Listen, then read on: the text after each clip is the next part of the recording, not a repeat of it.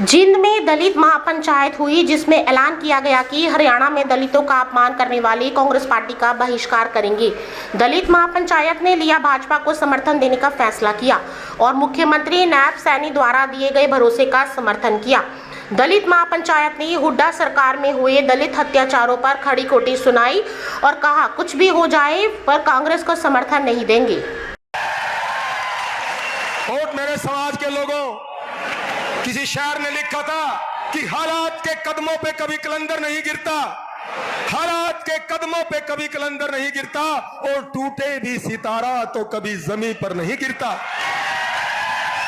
हालात के कदमों पे कभी कलंदर नहीं गिरता, टूटे भी सितारा तो कभी जमीन पर नहीं गिरता, और गिरते हैं बड़े शौक से समंदर में दरिया, लेकिन समंदर कभी जाकर के दरिया में नहीं गिरता। आप समंदर हैं, आज आपने दिखा दिया कि आप समंदर हैं। आप विशाल समंदर, अपनी ताकत को पहचानिए, अपनी हिम्मत को पहचानिए, अपने जोश को पहचानिए, अपने जुनून को पहचानिए। और इसी प्रकार यदि आप एक रहे, ये डीएससी समाज आप एक रहा है, तो 2 दिन दूर नहीं कि ये आपका हक आपकी झोली में होगा। और हमें वो मंजर याद है 2008 का, जब देवीदास और हम भूख हड़ताल पे बैठे थे रोहतक में। उस अंदर हुड्डा ने, उस निर्दयी आदमी ने हजारों निहत्थे लोगों पर लाठियां चलवा करके हमारे लोगों को अपाहिज किया था, हमारी माताओं को, हमारी बहनों को लाठियां मार करके अपाहिज किया था। और उनके ही कुकर्मों से वो 10 साल सत्ता से बाहर रहे। और हमने भूपेंद्र हुड्डा को कहा था कि भूपेंद्र हुड्डा, आपने वो निर्दयी काम किया है, आपने वो घटिया और घिनौना काम किया कि हम तुम्हें श्राप देते हैं कि जन्म जन्म तक तू कोई मुख्यमंत्री नहीं बन पाएगा इस हरियाणा का।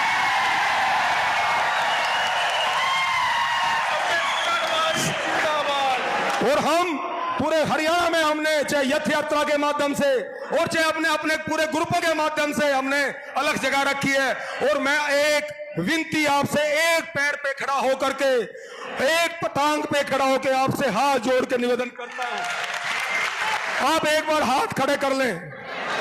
समाज के लोगों, आपके लिए हमने त्याग बलिदान किया, 18 साल खपा दिए, 6.5 साल जेलों में बिता दी, हरियाणा की 6 जेलें काटी हैं।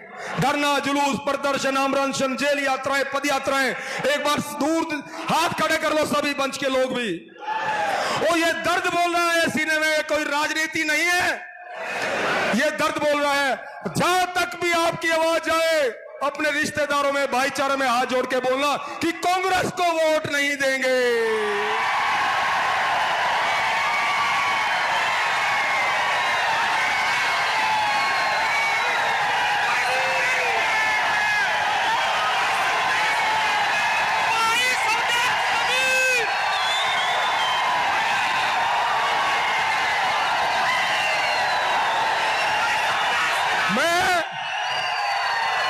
ये सीने का दर्द है समाज के लोगों।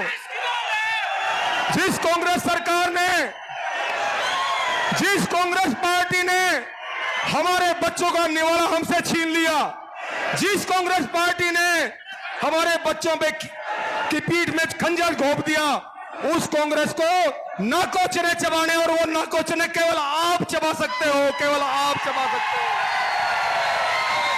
और आज मैं सीआईडी के माध्यम से, ये सीआईडी के लोग खड़े, मेरे भाई पीछे भी खड़े, उनके माध्यम से आज मैं ये मंच से ऐलान करता हूं कि हम एक वोट।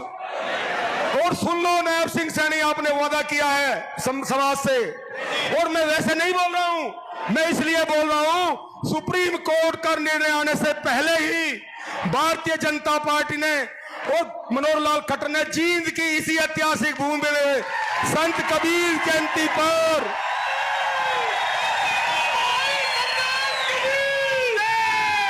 जींद की इसी ऐतिहासिक भूमि पर सुप्रीम कोर्ट के निर्णय आने से पहले ही आपको शिक्षा में करके दिया है। आज आपके बच्चों को जेबीटी में, ओटी में, बीएड में, इंजीनियरिंग में, डॉक्टरी में, पीजी कोर्सेज में एडमिशन मिल रहे हैं। और जिस सरकार ने हमें सुप्रीम कोर्ट के निर्णय आने से पहले ही आधा हक दे दिया, और मुख्यमंत्री से 3 सत्र की वार्ता हमारी हुई है, और मुख्यमंत्री ने, मैं झूठ नहीं बोलता, अगर झूठ बोलूं तो यहीं पे दफन हो जाऊं समाज के लोगों। कोई त्याग और बलिदान और कुर्बानी की है, कभी कुछ नहीं मांगा।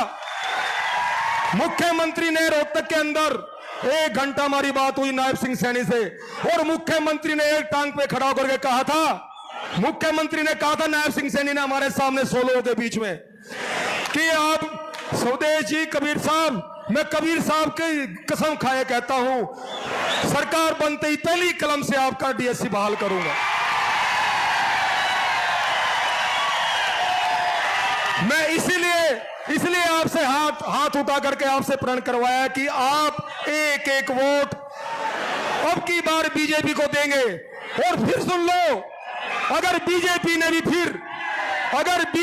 भी फिर हमारे साथ धोखा किया तो फिर बीजेपी का भी नहीं छोड़ेंगे हम, ये भी हम कहना चाहते हैं। तो आज आपने मुझे सुना, मुझे समझा। हे माताओं, हे बहनों, जहां तक आपकी आवाज जाए समाज में, अपने रिश्तेदारों को फोन कर दो कि अब की बार वोट बीजेपी को देंगे आप। स्वदेश जी बहुत बहुत धन्यवाद।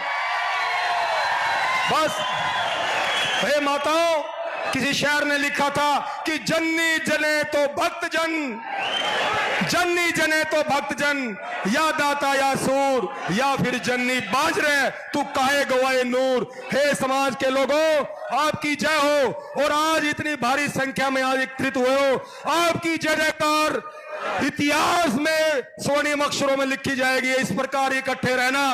और समाज का कोई भी नेता जब समाज को बुलाता है तो इसी प्रकार आपने इकट्ठे होकर के अपनी एकता का परिचय देना है।